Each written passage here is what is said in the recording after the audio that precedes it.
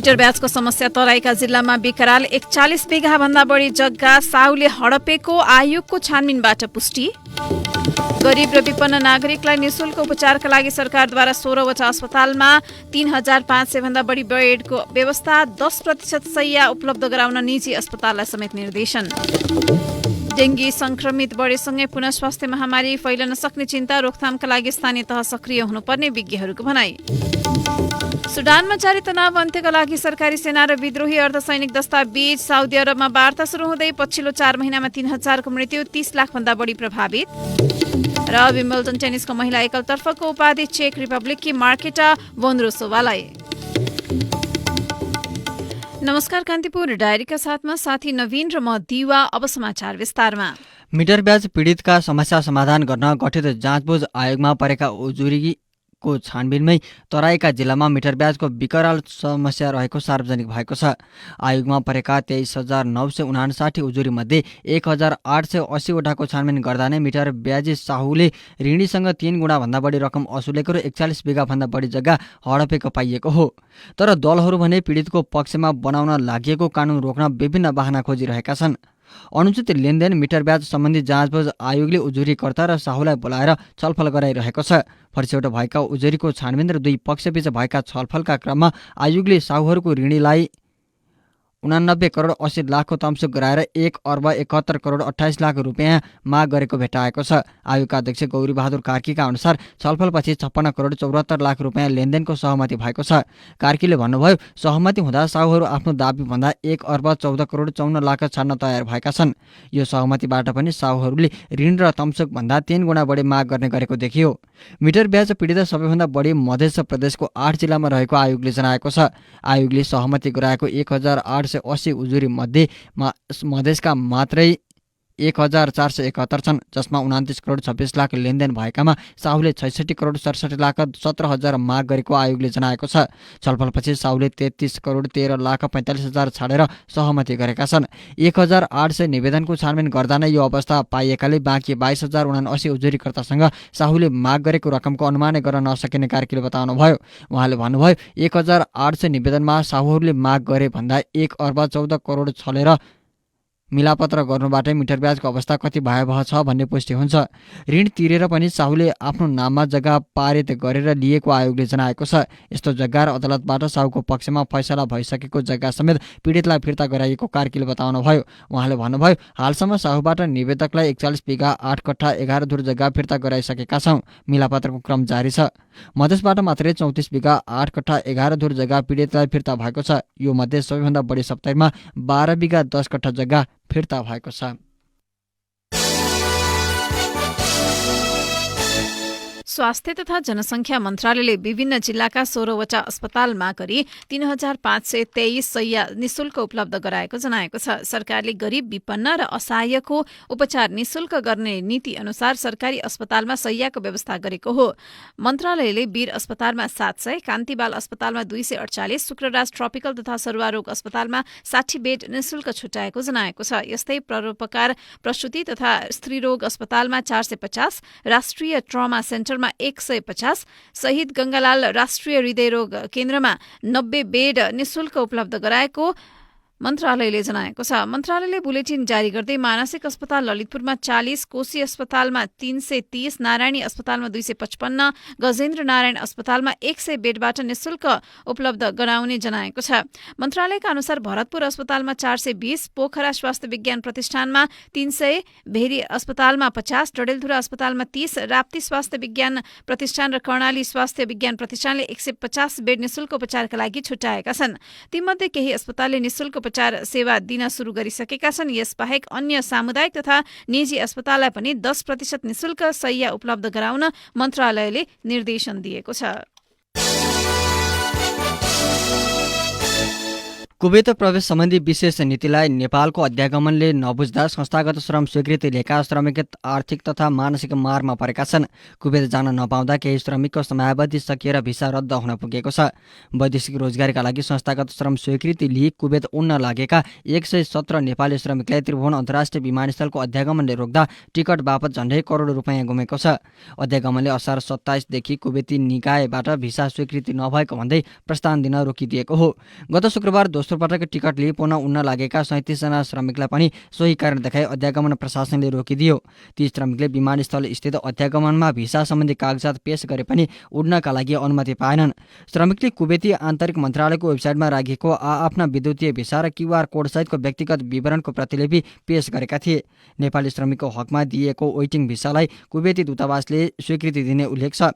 अध्यागमनले भने श्रम स्वीकृति भए पनि वेटिङ भिसामा पठाउन नसकिने भन्दै रोकिदिएको हो। कुवेत स्थित नेपाली दूतावासका अनुसार भिसा अवधि भएका नेपाली श्रमिकलाई कुवेत प्रवेशमा अनुमति दिने नीति लिएको जनाएको छ। गत जनवरीदेखि कुवेतले विद्युतीय भिसा जारी गर्न थालेपछि नेपाली दूतावासको पहलमा कुवेतको आन्तरिक मन्त्रालयले कुवेती दूतावासबाट भिसा स्वीकृत गर्न नपर्ने व्यवस्था गरेको थियो। पुसदेखि जेठ मसान्तसम्म 1748 जना महिला सहित 10,000 नेपाली श्रमिक सोही वेटिङ भिसामा कुवेत गइसकेका छन्। त्यसमध्ये केही पनि सो भिसाकै कारण कुवेत विमानस्थलबाट फिर्ता हुनु परेको छैन। तर नेपालको अध्यागमनले असार 27 देखि भिसा स्वीकृत हुनुपर्ने अडान राखेपछि कुवेत जानेहरू रोकिन थालेका हुन्।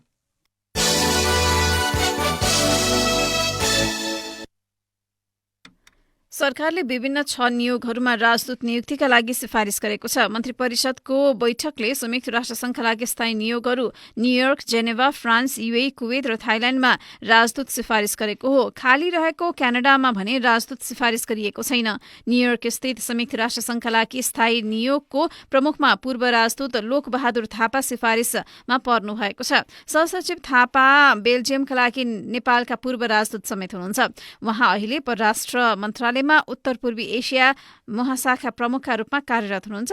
उहाँ बाहेक 5 जना सहसचिव भने पहिलो पटक राजदूत सिफारिस भएका छन्। जेनेभा स्थित संयुक्त राष्ट्रसङ्घका लागि स्थायी नियोगमा सहसचिव रामप्रसाद सुवेदीलाई सिफारिस गरिएको छ। उहाँ मन्त्रालयमा दक्षिण एसिया महाशाखा प्रमुखका रूपमा कार्यरत हुनुहुन्छ। यसअघि उहाँले भारतमा उपनियोग प्रमुखका रूपमा काम गरिसक्नु भएको छ। प्रोटोकल डिभिजन प्रमुख सुधीर भट्टराईलाई फ्रान्सका लागि राजदूतमा सिफारिस गरिएको छ। उहाँ यसअघि राष्ट्रपति कार्यालयमा हुनुहुन्थ्यो। यस्तै प्रशासन प्रमुख घनश्याम लम्साल कुवेतका लागि राजदूतमा सिफारिस हुनुभएको छ। सहसचिव तेज बहादुर छेत्रीलाई युएईको राजदूतमा सिफारिस गरिएको छ। उहाँ अहिले मन्त्रालयमा मध्य एसिया, पश्चिम एसिया र अफ्रिका महाशाखा प्रमुख हुनुहुन्छ। सहसचिव धनबहादुर वली थाइल्याण्डका लागि राजदूत हुनुभएको छ। उहाँ अहिले क्षेत्रीय संगठन महाशाखामा प्रमुखका रूपमा कार्यरत हुनुहुन्छ। उहाँ यसअघि कन्सुलर सेवा विभागका महानिर्देशक हुनुहुन्थ्यो। परराष्ट्र मन्त्री एनपी साउदले क्यानाडामा 2 साताभित्र राजदूत सिफारिस गर्ने गरी गृह कार्य भइरहेको जानकारी दिनुभएको छ। राजदूतका लागि सिफारिस हुने सूचीमा परराष्ट्र सचिव भरतराज पौडेल भने पर्नु भएन। आगामी मङ्सिर 20 मा उहाँको कार्यकाल सकिँदैछ। बालुवाटार स्रोतका अनुसार प्रधानमन्त्री पुष्पकमल दाहालको आगामी 2 महत्वपूर्ण भ्रमणलाई मध्यनजर गर्दै परराष्ट्र सचिव पौडेललाई राजदूत सिफारिस नगरिएको हो। सरकारले सिफारिस गरेका राजदूतहरूको अब संसदीय सुनवाई समितिले सार्वजनिक सुनवाई गर्नेछ। त्यसपछि संयुक्त राष्ट्रसङ्घका 2 नियोगहरू न्युयोर्क र जेनेभा बाहेक अन्य मुलुकमा सिफारिस भएका राजदूतको एग्रिमोका लागि पत्राचार गरिनेछ।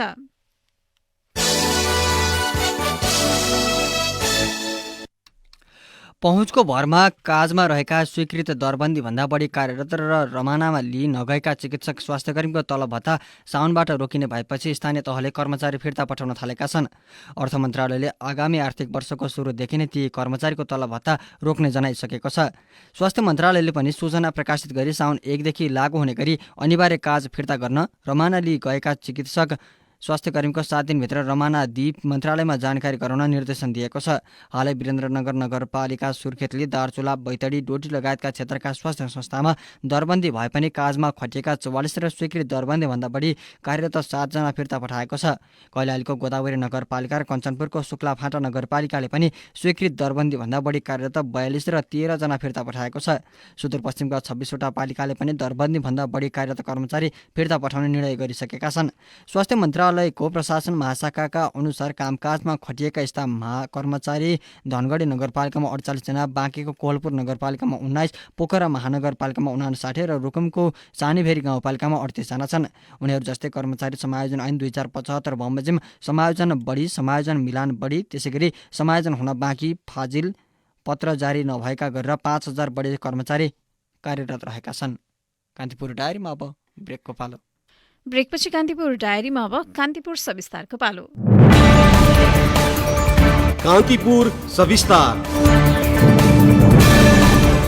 पछिल्लो समय डेङ्गी संक्रमण बढेसँगै पुनः स्वास्थ्य महामारी फैलन सक्ने देखिएको छ।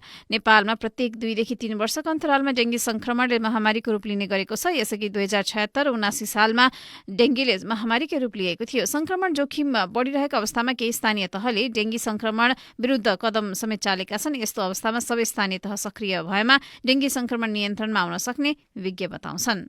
गत वर्ष पनि हामी ठुलो प्रकोप देख्यौँ। त्यति बेला पनि कार्तिकको अन्तिमसम्ममा बिरामीहरू चाहिँ धेरै रिपोर्टिङ भएको देखिन्छ। यो जोखिमको महिनामा हामी प्रवेश गरिसकेका छौँ। अहिले पछिल्लो पटक यो असार महिना लागिसके पछाडि अलिकति बढी केस देखेको भनेको सुनसरीको धरान उपमहानगरपालिका, केही चाहिँ सङ्खुवासभा र दार्चुलाको पालिकाहरूमा बढी रिपोर्ट भएको छ।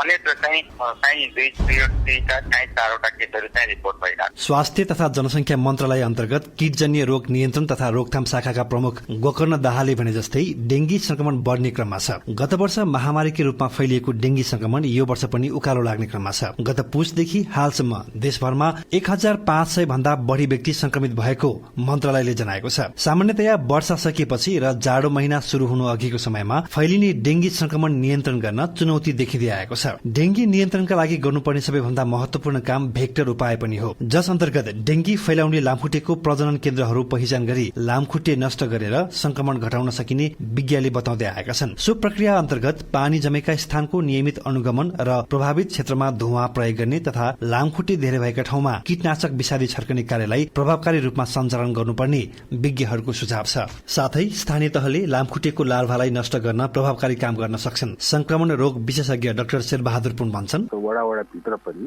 वडाको मात्र कर्मचारीहरू गएर यो लार्भा खोजेर नष्ट गर्ने जुन काम छ त्यो त्यति सहज चाहिँ म देख्दिनँ। उदाहरणको लागि दिन्छु, मेरो घर वरिपरि कतै खाल्डा खुल्डा छ भने मैले नै त्यो पहिला देख्ने हो, मैले नै त्यसलाई नष्ट गर्न सक्यो भने त म जस्तै अर्को छिमेकीले, त्यसपछि अर्को छिमेकीले यसरी गर्न सक्यो र त्यसलाई चाहिँ अलिकति गाइड गर्ने भनौँ नेतृत्वदायी भूमिका चाहिँ वडा कार्यालयले गर्यो भने त एकदम सहज हुन्छ। भेक्टर नियन्त्रणको अतिरिक्त डेङ्गी नियन्त्रणका लागि स्थानीय तहले दीर्घकालीन समाधानको रूपमा वातावरणीय व्यवस्थापनलाई समेत ध्यान दिनुपर्ने देखिएको छ। लामखुट्टेको प्रजनन स्थललाई हटाउने सन्दर्भमा फोहोरको उचित व्यवस्थापन, नाली र पानी भण्डारण, कन्टेनरहरूको नियमित सफाई गर्नुपर्ने विज्ञहरूको सुझाव छ। त्यस्तै स्वास्थ्य संस्था, स्थानीय प्रहरी, सरसफाई कर्मचारी र सामुदायिक संस्थाका प्रतिनिधिहरूको समेत सहभागितामा कार्यदल गठन गरी संक्रमण नियन्त्रणको प्रयास गरिएमा महामारीको जोखिम नियन्त्रणमा आउन सक्ने डाक्टर पुङको भनाइ छ। लामखुट्टे बिस्तारो चाहिँ यो विस्तारित हुँदै गइरहेको छ। कुनै समयमा तराईमा थियो, अब त्यसपछि पहाडी इलाकाहरू जस्तै काठमाडौँ, भनेको मतलब चाहिँ यो अब बढ्दो क्रममै छ। यसलाई चाहिँ स्थानीय निकायहरू मैले फेरि भने 2019मै मैले यो बारेमा भनेको, अहिले ठिक छ हामी पहिलो पटक संघीयता सुरु भयो, हामीले थाहा नपाएको होला, कहाँनिर समन्वयमा चुक्यो, कहाँनिर के गर्यो भनेर अब त गरौँ। किन भन्दा यो अन्तिम हुनेवाला छैन, आगामी वर्षहरूमा अझ ठुलो समस्या निम्त्याउन सक्छ।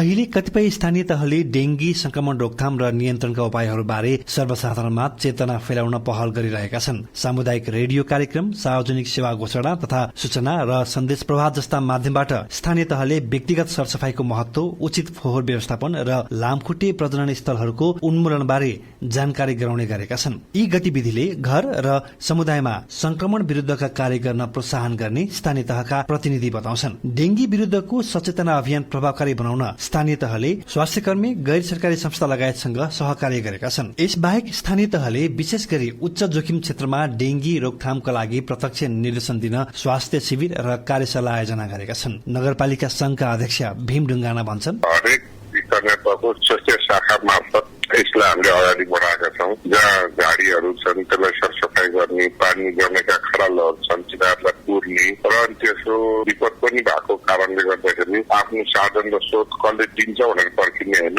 पहिलो कर्तव्य भनेको हाम्रो चाहिँ नागरिकहरूलाई जोगाउनु हो। त्यसैले अहिले आर्थिक वर्षको बन्द भइसकेको भए तापनि खाताहरू नखुलेको भए तापनि हामीले बजारबाट औषधिहरू लिएर आएर भने पनि यसलाई विकल्पमा राखेको छौँ। Singapore, Thailand, Brazil, Malaysia, Philippines लगायतका मुलुकले डेंगी संक्रमण रोक्न कानूनै बनाएर अघि बढेको पाइन्छ। डेंगी संक्रमण हुने किसिमका गतिविधि गर्ने कार्यलाई ती मुलुकमा अपराधको रूपमा हेर्ने गरिएको छ। नेपालको सन्दर्भमा डेंगीको जोखिमलाई न्यूनीकरण गर्न संघ र स्थानीय तह दुवैले हात मिलाएर काम गर्न जरुरी छ। रेडियो कान्तिपुरका लागि रमेश दुलाल। कान्तिपुर सविस्तार।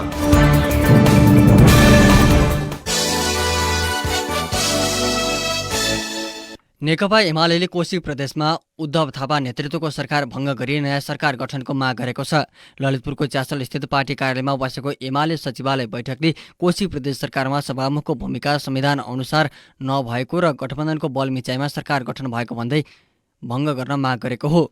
एमाले सभामुखको भूमिका संविधान विपरीत रहेको र दलीय आबद्धता देखाएको भन्दै त्यसको भत्सना समेत गरेको छ। त्यस्तै बैठकले मिटर ब्याज पीडितको पक्षमा ल्याइएको विधेयकलाई तत्काल संसदमा पेश गर्न माग गरेको छ।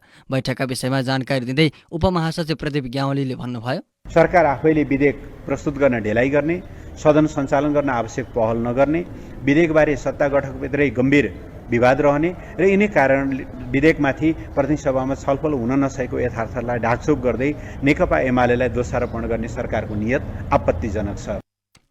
एमाले वर्तमान सत्ता गठबन्धनले विभिन्न स्वायत्त र गैर राजनैतिक सङ्घ संस्थाहरूमाथि निरन्तर हस्तक्षेप गरिरहेको आरोप लगाएको छ। स्वस्थ प्रतिस्पर्धाका आधारमा नेतृत्व चयन हुनुपर्ने अवस्थामा दलीय भागभण्डा देखाएको, विभाजन र विघटनको नीति लिएको भन्दै त्यस्ता क्रियाकलाप बन्द गर्न माग गरेको छ। सचिवालय बैठकले केही नेताहरूको जिम्मेवारी समेत हेरफेर गरेको छ। बैठकले बागमती प्रदेश इन्चार्जको जिम्मेवारी गुरु बराललाई दिने निर्णय गरेको छ। सचिवालय बैठकले विभिन्न 6 समसामयिक प्रस्ताव पारित गरेको छ। दार्चुलाको खलङ्गा र बैतडीको झुलाघाट स्थित सीमावर्ती झोलुङ्गे पुल बिहान 1 घण्टा अगाडि खोल्ने विषयमा नेपाल र भारतबीच सहमति भएको छ। भारतमा सम्पन्न दुई देशका अधिकारी बीचको सीमा समन्वय बैठकमा सो सहमति भएको जिल्ला प्रशासन कार्यालयले जनाएको छ। सीमा क्षेत्रमा दुवै देशबीच आपसी सद्भाव कायम गर्न र सीमाका साझा समस्या हल गर्न नियमित रूपमा बैठक बस्ने सहमति भएको बताइएको छ। बैठकमा सीमावर्ती नाका खोल्ने र बन्द गर्ने समयावधि बढाउने विषय उठाए पनि मानिसको आवत जावत बढी हुने मुख्य नाकामा मात्र बढाउने सहमति भएको दार्चुलाकी प्रमुख जिल्लाधिकारी किरण जोशीले बताउनुभयो। सहमति अनुसार दार्चुला पुल अब बिहान 6 बजे खुल्ने र साँझ 7 बजे बन्द हुनेछ। यसअघि पुल बिहान 7 बजे खोलिन्थ्यो। यस्तै बैठकमा विपदको समयमा हुने दुवै देशका सुरक्षा निकाय मिलेर उद्धार तथा अन्य कार्यमा सहकार्य गर्ने सहमति समेत भएको छ। बैठकमा नेपालको तर्फबाट दार्चुलाका प्रमुख जिल्लाधिकारी जोशीसँग बैतडीका प्रमुख जिल्लाधिकारी सुरेश पन्थी र सुरक्षा अधिकारीको सहभागिता थियो। भारतबाट पिथौरागढ जिल्लाका जिल्लाधिकारी रीना जोशीको नेतृत्वमा सुरक्षा अधिकारीको सहभागिता थियो। कान्तिपुर डायरीमा पुनः ब्रेकको पालो। ब्रेकपछि अब आर्थिक प्रसङ्ग। नेपालमा भौतिक कार्यालय नभए पनि बलियो डिजिटल उपस्थिति रहेका गुगल, माइक्रोसफ्ट, मेटा, अमेजन जस्ता विश्वका ठूला प्रविधि कम्पनीले यहाँ कारोबार गरे बापत पहिलो पटक सरकारलाई कर तिरेका छन्। हालसम्म दर्ता प्रक्रिया पूरा गरेका 9वटा यस्ता विदेशी कम्पनीले कुल 9 करोड रुपैयाँ मूल्य अभिवृद्धि कर भ्याट तिरेको आन्तरिक राजस्व विभागले जनाएको छ। यससँगै आगामी आर्थिक वर्ष 2080-81 को पहिलो 3 महिनाभित्रमा यिनले विद्युतीय सेवा कर डिएसटी पनि तिर्ने अपेक्षा गरिएको छ। नेपालमा कार्यालय वा भौतिक उपस्थिति नभएका तर आर्थिक कारोबार गर्ने कम्पनीहरूले मासिक रूपमा 13% भ्याट र नेपालमा आर्जन गरेको कुल आम्दानीको 2% दरले वार्षिक रूपमा डिएसटी तिर्नुपर्ने कानुनी व्यवस्था छ।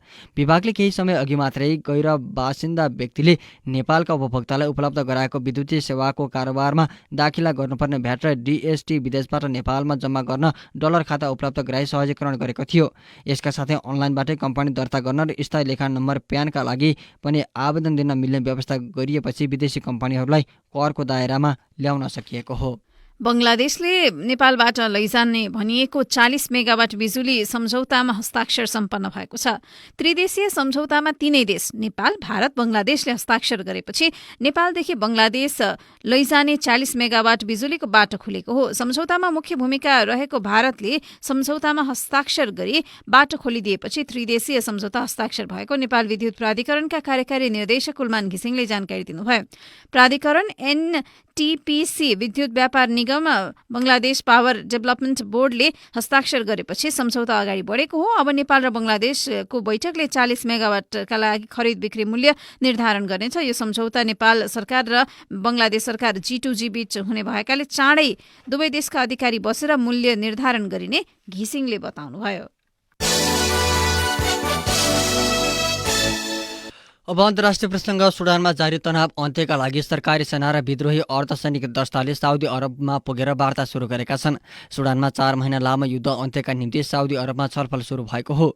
अमेरिका र साउदी अरबको सक्रियतामा सरकारी सेना र विद्रोही वार्तामा बस्न तयार भएको अल जजिराले जनाएको छ। वार्ताका लागि पटक पटक भएका युद्धविराम उल्लङ्घन भएपछि सुडानमा समझदारी हुन सकेको थिएन। विद्रोही अर्धसैनिक दस्तासँग निकट भनिएको इजिप्टले समेत वार्तामा सक्रिय मध्यस्थता गरिरहेको छ। सुडानमा गत अप्रिल 15 देखि सुरु भएको युद्धका कारण 3000 को ज्यान गएको छ भने 30 लाख मानिस विस्थापित भएका छन्। सुडानमा युद्ध अपराधको आशंकामा अन्तर्राष्ट्रिय अदालतले अनुसन्धान समेत सुरु गरेको छ। युद्धका क्रममा निश्चित समुदायमाथि आक्रमण तथा यौन अपराधका घटनामा अन्तर्राष्ट्रिय अदालतले छानबिन सुरु गरेको हो। अब खेल प्रसङ्ग। मार्केटा भोन्द्रोसोभाले विम्बल्डन टेनिसको महिला एकलतर्फको उपाधि जितेकी छिन्। ओन्स जबेरमाथि जित हात पार्दै चेक रिपब्लिककी भोन्द्रोसोभाले उपाधि जितेकी हुन्। 42औं वरियताकी भोन्द्रोसोभाले 6औं वरियताकी जबेरलाई 6-4, 6-4 को सोझो सेटमा जित हात पारिन्। सन् 2019 को फ्रेन्च ओपन टेनिसको फाइनलमा पुगेकी भोन्द्रोसोभाले पहिलो ग्रान्ड स्ल्याम उपाधि जितेकी हुन्। गत सिजनकी उपविजेता जबेर यस वर्ष पनि उपाधि जित्नबाट चुकिन्। चोटका कारण 6 महिना कोर्ट बाहिर रहेकी 24 वर्षीय भोन्द्रोसोभाले विम्बल्डन टेनिसको उपाधि सहित कमब्याक गरेकी छिन्। यसैबीच विम्बल्डन टेनिसको पुरुष एकलतर्फको उपाधिका लागि लेजेन्ड नोभाक जोकोभिच र विश्व वरियताको शीर्ष स्थानका युवा खेलाडी कार्लोस अल्कारेज बीच प्रतिस्पर्धा हुँदैछ। आफ्नो 24औं ग्रान्ड स्ल्याम उपाधिका लागि फाइनलमा प्रतिस्पर्धा गर्न लागेका जोकोभिचका लागि प्रतिस्पर्धा निकै महत्वपूर्ण छ। 20 वर्षीय टेनिस स्टार अल्कारेज र 36 वर्षीय जोकोभिच बीचको प्रतिस्पर्धा निकै रोचक हुनेछ।